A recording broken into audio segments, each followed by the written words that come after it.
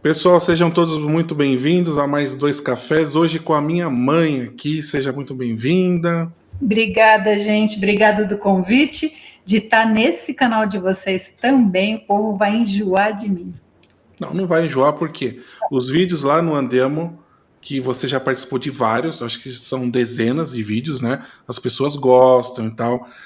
E sempre é legal a participação. Uns vídeos você participa mais, outros menos, mas isso, pessoal, porque tem dia que ela não quer falar muito enquanto está viajando, afinal ela está viajando e a gente está lá ainda fazendo ali, produzindo os vídeos, mas é legal porque depois a gente recorda também, né? São tantas coisas que às vezes a gente acaba esquecendo, né?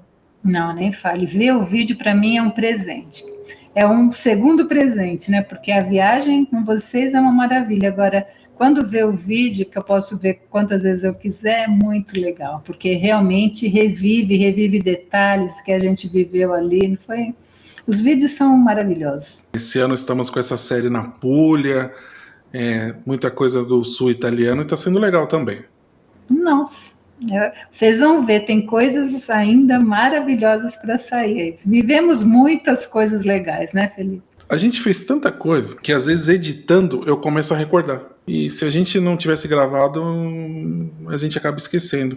E esses vídeos, assim, dessa série, são vídeos, assim, bem espontâneos, né? Porque a gente tava viajando mesmo e ia gravando uma coisinha aqui, outra ali. Então foi muito interessante. Hoje a gente vai fazer essa publicação cruzada aqui, né? Para quem não sabe, a minha mãe tem um canal da empresa dela, Oficina de Liderança. Então, ali são 10 anos, aliás, de canal de Oficina de Liderança.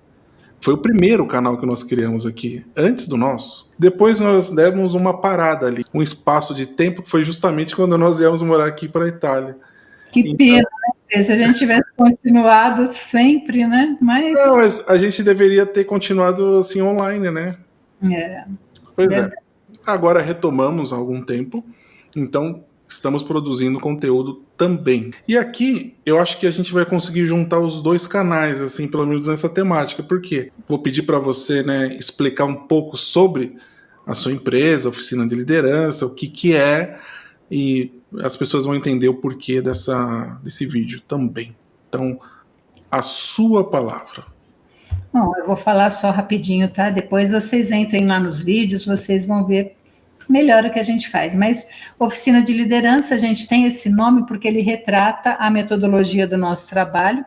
É oficina, porque quando a gente faz treinamentos, quando a gente faz convenções, quando a gente faz qualquer atividade com as empresas, é sempre nesse modo de oficina, quer dizer, ninguém vai ficar lá ouvindo a gente, mas sim fazendo atividades, né? Pegando o conceito na mão, pondo na prática ali, porque aquilo que eu vivo é muito mais fácil de eu aplicar depois. Então, é oficina por causa disso. E de liderança não é porque a gente só trabalha com níveis de gestão, né, de líderes, mas sim porque a gente acredita numa postura de liderança. O que é postura de liderança? É alguém que, porque existe, porque você existe, porque você está lá, aquilo vai melhor. Então, é alguém que faz diferença onde ele estiver para melhor. E para isso não precisa ter cargo. Muitas pessoas que acompanham o nosso canal, umas acompanham por conta de curiosidade, outras por turismo, outras porque querem viver aqui na Europa. E algo que a gente sempre também pensou é o seguinte: a gente não quer deixar aqui regras de como fazer, de como não fazer, porque nós passamos aqui as nossas experiências. A partir disso, eu acho que tem também alguns gatilhos para as pessoas pesquisarem outras coisas, né? Não sou eu que posso falar assim, como muita gente pergunta pra gente assim: tem emprego aí nessa cidade? Tem emprego ali? Veja, fomos lá para Bari. Nós não moramos em Bari. As vezes que nós estivemos lá foi por conta de turismo. Nós não podemos ter a irresponsabilidade de falar assim: olha, estão precisando de um profissional disso, daquilo, daquilo. A gente mostra um cenário. E as pessoas podem procurar assim, né? Diferente de talvez uma abordagem de outros canais em que as pessoas falam: olha, estão precisando de tais profissionais ali, tais profissionais aqui, eu acho um pouco irresponsável, você não acha, às vezes? Ah, sim, chutar as coisas, né, e colocar a vida das pessoas nesse chute é muito complicado, né? Eu acho que quando você tem informações legítimas, você dá. Agora, se você só tem suposições, é muito temeroso você dar essas suposições como se fossem fatos concretos, né? Você dá a sua percepção sobre a cidade, como você e Elisa fazem muito bem, né? Vocês podem iluminar a ideia de alguém e falar, puxa, eu gostaria de morar nessa cidade pelas percepções deles, né? Mas vocês sempre deixam muito claro isso, né? São as percepções que vocês têm pelas experiências que vocês têm. E não necessariamente a outra pessoa vai sentir a mesma coisa que vocês ali. Eu acho que vocês fazem isso muito bem. Às vezes ali no perfil da cidade já se identifica também algumas necessidades. E eu penso que os profissionais que são bem qualificados, eu não digo só, como você disse, questão de cargos, mas qualificados mesmo nesse sentido de liderança, que é muito importante. Ou seja, o profissional que vem para cá também já com uma base, ele já vai se diferenciar em qualquer cargo aqui que ele postular, eu penso assim. Eu acho que o profissional bem formado, bem capaz, né? Ele tem lugar em quase que qualquer lugar do mundo, né? Porque as pessoas, as empresas, as cidades, o mundo, né, precisa de bons profissionais. Eu vejo isso nas empresas, né? Tem empresas que não têm vaga, né? Claro, tem momento que a empresa não tem vaga, mas quando ela tiver vaga, ela vai pegar quem? Um bom profissional, ela vai atrás do bom profissional. Então, o bom profissional, ele sempre tem vaga. E ele tem que ser, obviamente, bom profissional para aquela vaga. E também o bom profissional tem que tomar cuidado, porque hoje ele pode ser bom profissional e no ano que vem ele não ser mais bom profissional se ele não se atualizou, né? Porque o mundo está de mudança atrás de mudança, né? Então, se você não se atualiza, você rapidamente deixa de ser bom profissional. Né? Mesmo um arqueólogo, né? O arqueólogo vai lidar lá com as coisas da idade da pedra, das idades antigas, mas as metodologias a cada dia se refinam, né? Então, se você não se refina, se você não se aprimora, você fica para trás. Essa questão que você coloca do arqueólogo é interessante porque é um profissional que mexe com o passado, mas em um passado que está sempre se atualizando devido a novas descobertas, tecnologias, né? Então, quando se fala em história, se fala no futuro, na verdade, não apenas no passado. Então, isso é só um exemplo, lógico que tem tantos. Porque é óbvio, né? Um engenheiro que está desatualizado, é óbvio que ele está mal. Mas é qualquer profissão, não tem nenhuma hoje que se você está desatualizado, você está dentro do mercado, você está fora do mercado, né? Não tem jeito. Seja onde for, né? Seja na Europa, seja no Brasil, seja em qualquer lugar, né? Com certeza você conhece também muita gente que acabou se deslocando, né? Para o exterior, saiu do Brasil, foi trabalhar em outro país, seja por convite ou porque também foi tentar uma outra vida também no exterior. Imaginem, pessoal, já é uma experiência completamente diferente. Eu acho que vocês podem acrescentar aqui nos comentários também a sua experiência.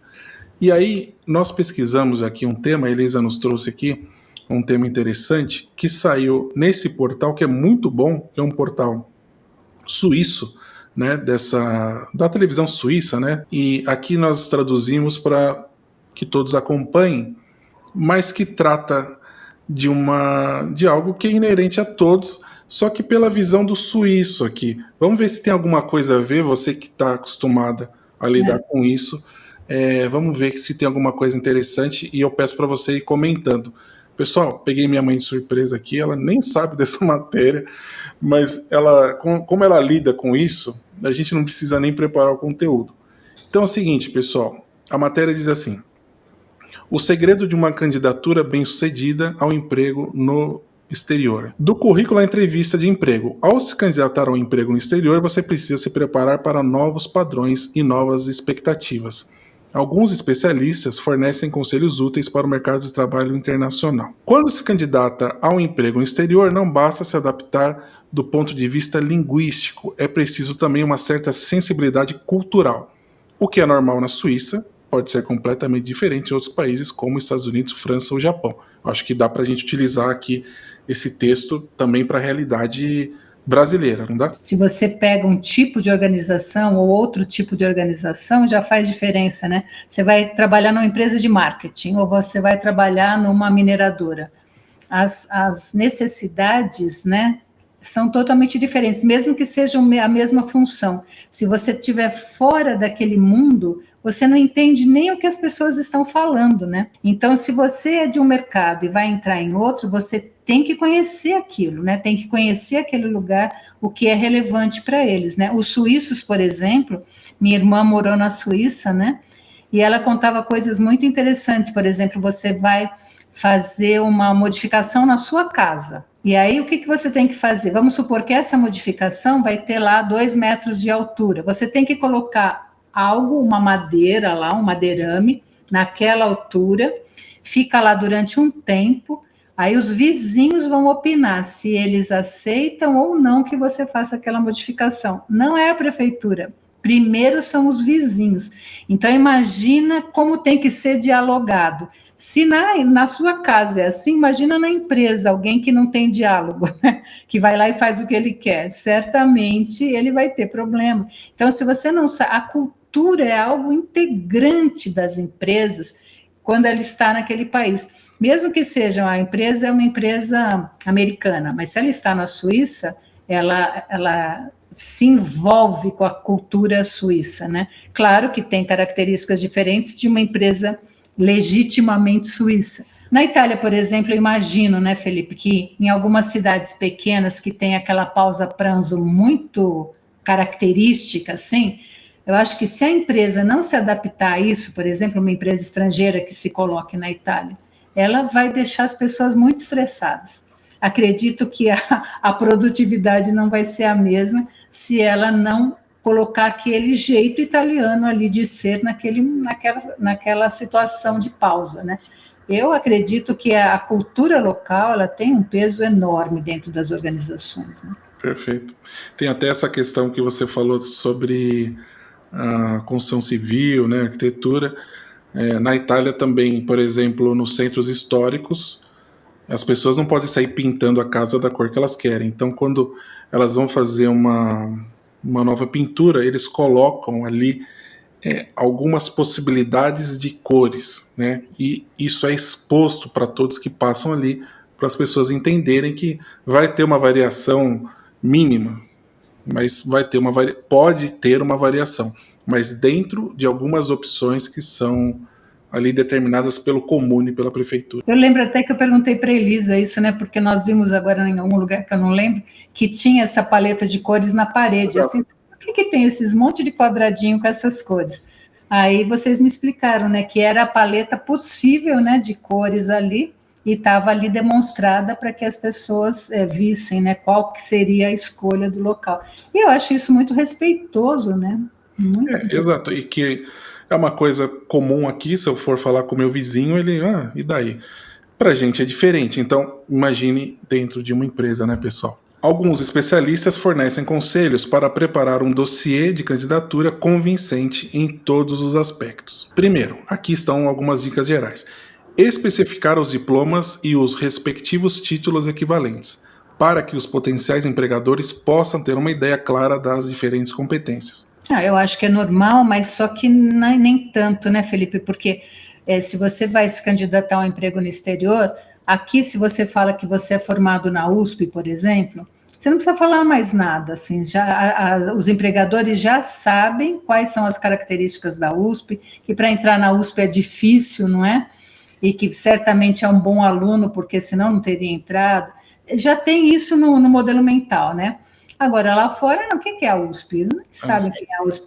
Então, é importante deixar claro, né, assim, que é uma universidade, que é colocar o ranking da USP, por exemplo, no mundo. Tudo isso ajuda o outro a ver que você não foi formado em qualquer lugar, por exemplo. Ou se não é uma faculdade que tem esse ranking, por exemplo, você pode colocar as características dela, ou algum cientista que saiu dela, por exemplo, ou escritor, ou qualquer coisa que seja conhecida no exterior, alguma coisa que acabe valorizando a universidade que você fez, né?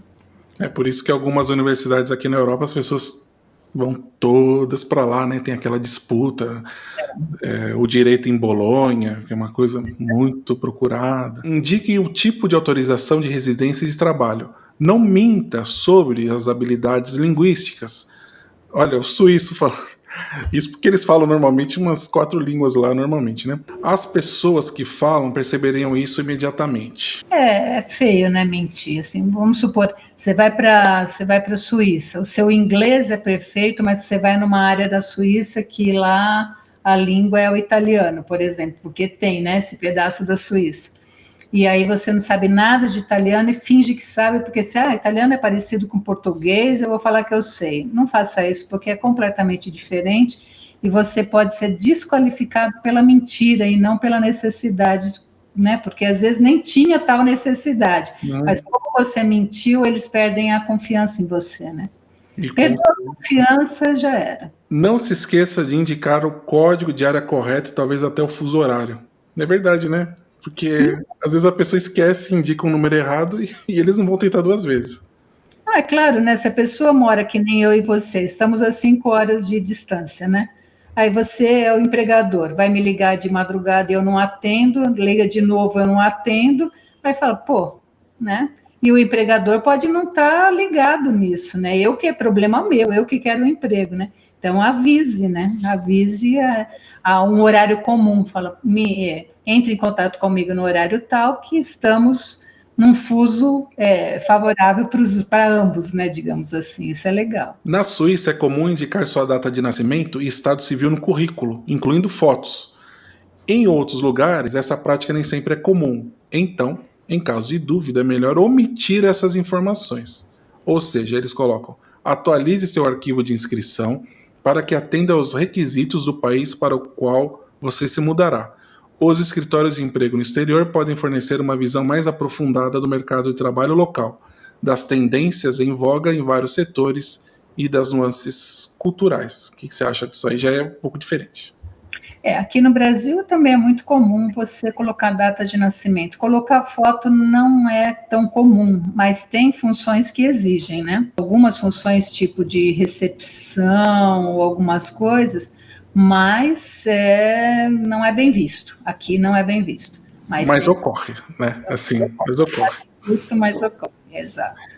Não sei se até assim, hoje em dia, com as redes sociais e tal, sempre as pessoas acham que as empresas vão dar uma fuçadinha ali, né? Nas redes sociais do candidato. Vou te falar, Felipe, como as pessoas esquecem disso, viu? Tem gente que tem coisas absurdas nas redes sociais em relação até à empresa, vamos supor, ela, por algum motivo, em algum momento da vida dela, meteu a boca naquela empresa que agora ela está se candidatando. Ela esquece disso, deixa lá e não é chamada por causa disso. Vão olhar suas redes sociais, não tenha dúvida disso. Então, o tipo de comportamento que você tem, não apenas de falar mal, mas o tipo de comportamento que você tem vai ser observado. Você que colocou ali. Então, são coisas que você acha que são boas. E a empresa pode achar que não, né? Então, tem que tomar cuidado com a rede social. Trabalhar nos Estados Unidos e no Canadá. Muitas vezes, nos Estados Unidos e no Canadá, os arquivos de candidaturas são mais sóbrios do que estamos acostumados na Suíça. Na maioria das vezes, um currículo e uma breve carta de motivação são suficientes. Os Estados Unidos ele tem uma característica interessante, não sei se vai continuar agora, né, com essa mudança de governo aí, de tantas coisas interessantes, para não dizer outra palavra, né, que estão acontecendo lá, mas os Estados Unidos, eles têm, de maneira geral, uma confiança naquilo que você diz. Eles pedem menos documentação do que outros lugares. Para certas coisas, por exemplo, uma amiga minha que mora nos Estados Unidos, ela sofreu uma multa. É muito rápido que eles vão julgar o tal da multa, né? Aí ela falou, fez uma cartinha e falou, olha, eu não vou pagar essa multa porque onde eu estava não tinha nada dizendo que eu não poderia estacionar ali. E aí, simplesmente com isso, ela não tirou uma foto do lugar, ela só falou, ela descreveu o lugar, falou que não tinha indicação, né, de que não era possível estacionar ali, eles cancelaram a multa dela. Então, ela me disse que muitas vezes isso na escola das filhas dela, qualquer coisa que você diga, eles acreditam, eles põem a responsabilidade da verdade em você. Então, é algo muito interessante. E outros países já tudo tem que ser muito bem documentado. Então, é importante ter essa clareza, né, do que as pessoas, do que as organizações ali exigem, porque realmente é diferente um lugar do outro, né? O currículo geralmente deve ser enviado sem fotos, pois os empregadores geralmente preferem essa solução por causa da lei antidiscriminação. Tira um pouco deles isso, né? Assim, não te contratei porque você é velha, ou porque você tem a cor X ou Y, ou porque você é mulher e não é homem, né? Porque tudo isso são fatores hoje que as pessoas podem depois entrar na justiça até, né? Mas eles sabem, né? Como você falou, né? Eles entram nas redes sociais e sabem, né? Informações pessoais, como data de nascimento, estado civil ou religião professa, também não devem ser mencionadas. Por outro lado, no Só uma entanto, coisinha nisso que eu acho interessante, Felipe.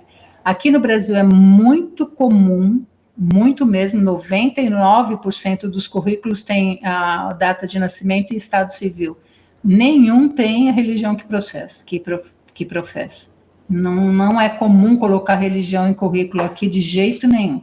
Mas data de nascimento e estado civil é absolutamente comum aqui, né? Mas você vai fazer isso em outros lugares, é importante que você se ligue, né? Como é que é lá, né? Não vá fazendo a coisa da sua cabeça, né? É sempre importante analisar como é lá. Mas, por exemplo, as escolas francesas, elas proibiram o uso de sinais de religiosos, né? Sinais religiosos. Então, por exemplo, uma cruz ou o véu, né? Esses tipos de sinais religiosos. Então, imagine que alguém está se candidatando a uma vaga de professor. assim, É possível que eles vão pedir, né? Saber se, porque aí vai contrastar com esse tipo de coisa que eles estão fazendo. ou talvez eles, na entrevista, isso seja esmiuçado, mas a pessoa não precisa escrever tudo isso. Acho que é isso que eles estão dizendo, né? Por outro lado, no entanto, nos Estados Unidos e no Canadá, as entrevistas de emprego são muitas vezes mais informais e pessoais. O chamado cultural fit é fundamental. É preciso demonstrar uma certa afinidade com a empresa. Aconteceu comigo, não que eu estava me candidatando a uma vaga, mas eu fui visitar uma empresa, porque eu trabalhava numa grande consultoria aqui em São Paulo, e foi a primeira vez que eu fui visitar essa empresa, uma empresa americana. Só que é uma empresa americana de bens de consumo, então eu poderia ter acesso a esses bens, né? Então eu fui em vários lugares que vendiam as coisas deles e fiz uma pasta. Senhora, aqui é assim, lá estava mal colocado, aqui estava legal, sabe? Fiz uma pasta e pude falar sobre isso com o diretor da empresa, junto com o consultor que foi comigo dessa empresa. O diretor ficou assim, quase que ele ajoelhou de alegria. Ele falou: nossa, que maravilha que você nos conhece, que você se interessou, eu nunca vi uma coisa dessa. Então, assim, foi algo que fez uma conexão, sabe? Porque eu me interessei pelo produto deles, ou por ir atrás de saber o que estava legal, o que não estava, antes de ir lá. Então, acho que isso pega bem mesmo para empresas americanas. Eu acho que pega bem para qualquer empresa, de qualquer lugar, né? Você quer trabalhar lá, você não sabe nada da empresa. Por que você quer trabalhar aqui? Porque eu vi que paga tanto. Gente, eu quero resposta melhor que essa. Mas tem. Tem, mas tem de monte. Você já viu programa de entrevista, sei lá, tem um entrevistador, isso tem de monte hoje em dia. Ele entrevista determinado personagem, mas não sabe nada da vida dele. Uhum, isso já quebra o clima, né? Imagina numa entrevista de emprego. Não sabe fazer pergunta, né? Porque o candidato, ele também tem que saber fazer perguntas em relação à empresa, e perguntas inteligentes, interessadas, né? E não perguntas assim, quando que vai ser minhas férias? Porque tem gente que ele nem entrou ainda na empresa. Eu posso tirar férias em dezembro? Cara, meu filho, sabe assim? Tudo bem, né? Mas acho que ainda não é o momento de você fazer esse tipo de pergunta, né? Desejo todo mundo pode ter, mas... E hoje, não sei, tem cada pergunta muito estranha que as pessoas fazem, sabe? Então tem que tomar cuidado. Você quer mesmo trabalhar lá ou não, né? Pois é. E aí segue a segunda questão, essa outra questão aí, disso que você está falando. Nos Estados Unidos, a negociação salarial é geralmente considerada parte integrante do processo de contratação. Além disso, como diz o Anthony Adam, nos Estados Unidos, verificações de segurança pessoal, incluindo registros criminais, são comuns em muitos setores. E depende da função também que você vai trabalhar, mas algumas funções que têm a ver com questões de segurança é checado a ficha criminal da pessoa, assim. Levanta a capivara, né? Qual é a sua capivara? E tem essa questão da negociação salarial que às vezes é discutida ali, né?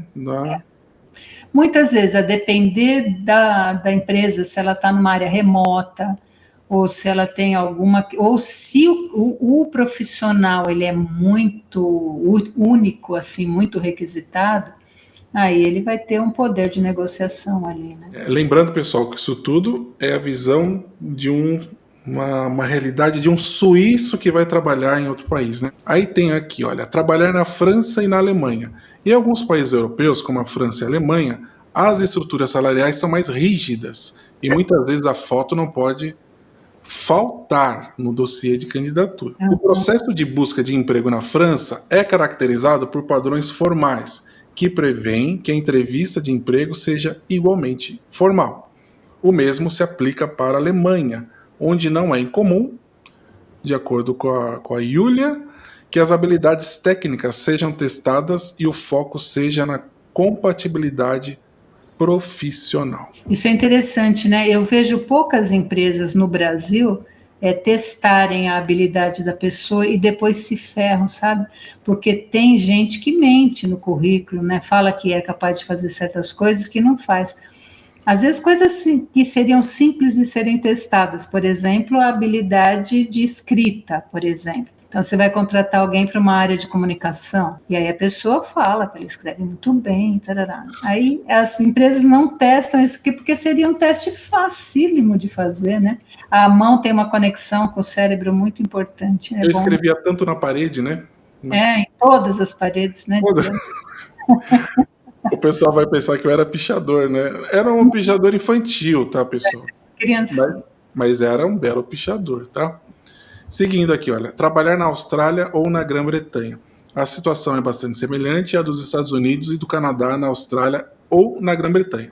As informações contidas no dossiê de candidatura limitam-se muitas vezes a alguns pontos essenciais: formação, experiência profissional e qualificação relevantes. Não, eu estava lembrando que tem gente que quer contar, assim, detalhes no currículo aqui no Brasil, né? E pega mal, sabe? Tipo assim, que ela fez o prezinho na escola de inglês. Começa uma coisa, quer dizer, a pessoa, por exemplo, é pós-graduada, é doutora, ela tem que começar na graduação, ela não precisa falar do primeiro grau, do segundo grau, né? Isso não tem sentido, né? Ou então, ela trabalhou em 20 empresas, gente, não interessa, coloca as 3 últimas no máximo que trabalhou e coloca ali só o que ela fez, né, de concreto, que ela fez, sabe, naquela empresa, e não assim o que a empresa faz, descreve a empresa e faz aquele currículo de 5 páginas. Isso não pega bem, aqui no Brasil não pega bem. E pelo que eu estou vendo nos Estados Unidos, na Austrália, na Grã-Bretanha também não pega bem.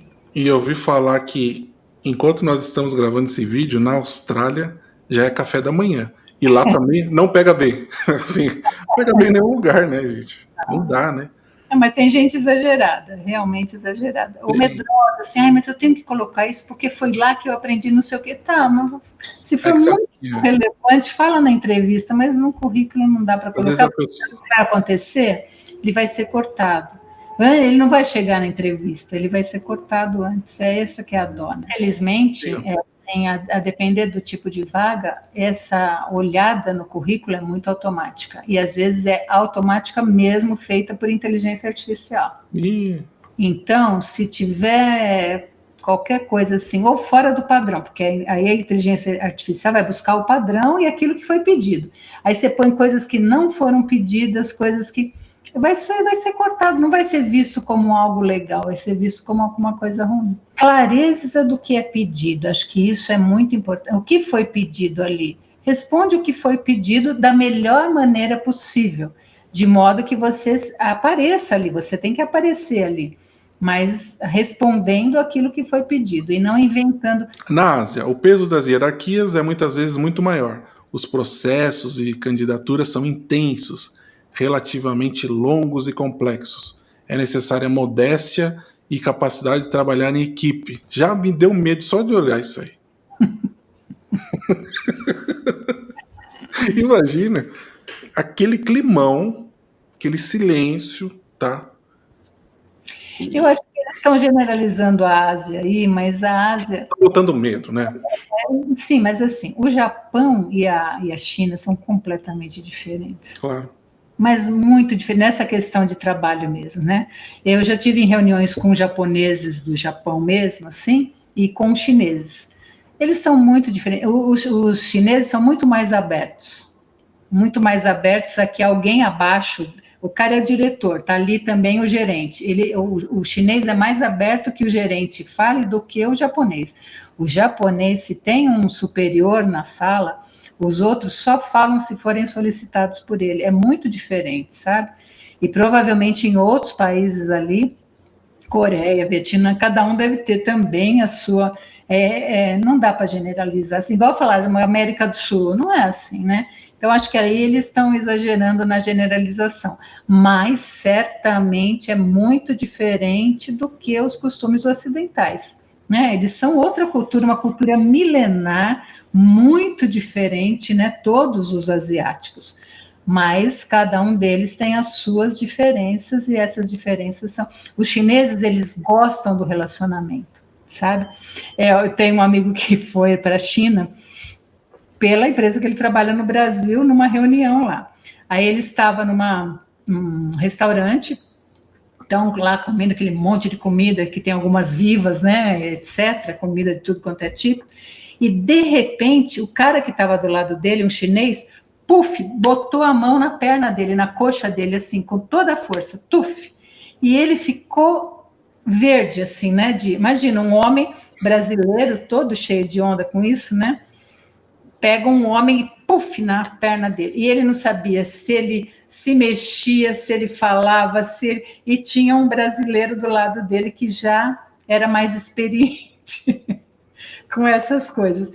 E ele deu um jeitinho de falar com o cara. Cara, o cara tá com a mão na minha coxa, o que eu faço? E aí o outro falou, não, tranquila, sinal que ele gostou de você, mas não nesse sentido que você está com medo, não. Ele achou que você é uma pessoa que vale a pena, que vai se integrar e tal. Aí ele deu uma relaxada. Mas não significa que é para o cara pegar também na perna dele também. Também não vai abusando, não, né? Mas veja, assim, tem situações muito inusitadas que podem acontecer, porque realmente a cultura é totalmente diferente, né? Você vai para países muçulmanos, por exemplo, gente do exército, eu vi bastante isso, gente do exército, por exemplo, 2 rapazes andando de mãos dadas, mas eles não são homossexuais, não tem nada a ver com isso, existe o costume de 2 homens andarem de mãos dadas, isso é um costume lá. Então, se você não lê as coisas com o lado deles, né? A partir da cultura deles, você pode tirar conclusões totalmente equivocadas, né? Então, essa questão de cultura é importante. De acordo com Julia Mayer, as empresas no Japão esperam alto grau de formalidade. Os dossiês de candidatura devem ser fortemente focados na empresa e na sua filosofia. Como a equipe é crucial, é raro fazer perguntas pessoais durante a entrevista de emprego. Um fator importante em todos os lugares. Como a entrevista de emprego provavelmente será online, é recomendável que você se prepare de forma direcionada. Essa é a matéria da Swiss Info. Muito bom aqui, tá, pessoal? O Japão, em relação à filosofia da empresa, veja lá, se ele tiver visão, missão, valores, essas coisas, eles dão um valor extraordinário. Aqui tem empresas que têm isso só para inglês ver, tem umas que levam a sério, claro, mas no Japão todas levam isso a sério. Então é importante você saber e compreender o significado daquilo e, se possível, mencionar. Eu estou vindo trabalhar nessa empresa porque vocês têm um valor verdade aqui, e eu adoro lugares onde eu posso falar a verdade, onde eu sei que os outros estão falando a verdade. Então, você está se referindo a um valor deles, isso é muito, muito importante. É diferente, né? Quando o candidato ele já demonstra conhecer ali os valores da empresa, não apenas o que a empresa comercializa ou produz, né? Mas algo um pouquinho mais a fundo, né? Todas as empresas sérias têm isso no seu site. Então, invista um tempinho, né?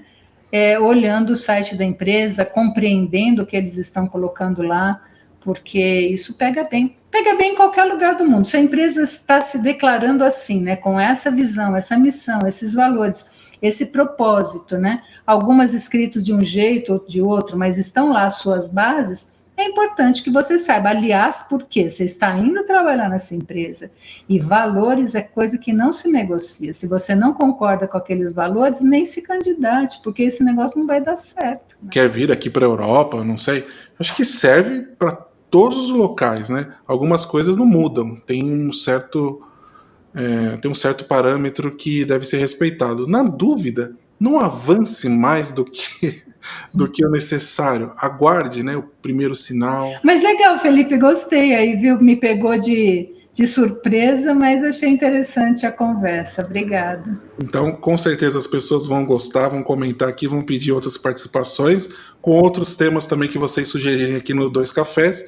E eu recordo mais uma vez para vocês também se inscreverem lá no Oficina de Liderança. Nós deixamos um comentário afixado aí no primeiro comentário do vídeo. Mas entrem mesmo lá na oficina, o conteúdo totalmente gratuito e serve, às vezes, as pessoas têm uma empresa pequenininha que não teriam condições de contratar uma empresa de consultoria, mas só ali de você ver os conteúdos já ajuda também as pessoas a se desenvolverem. Aproveite. É isso, pessoal. Nos vemos no próximo vídeo. Não esqueça de curtir e comentar aqui. Tchau, tchau, gente. Obrigada, Felipe. Tchau.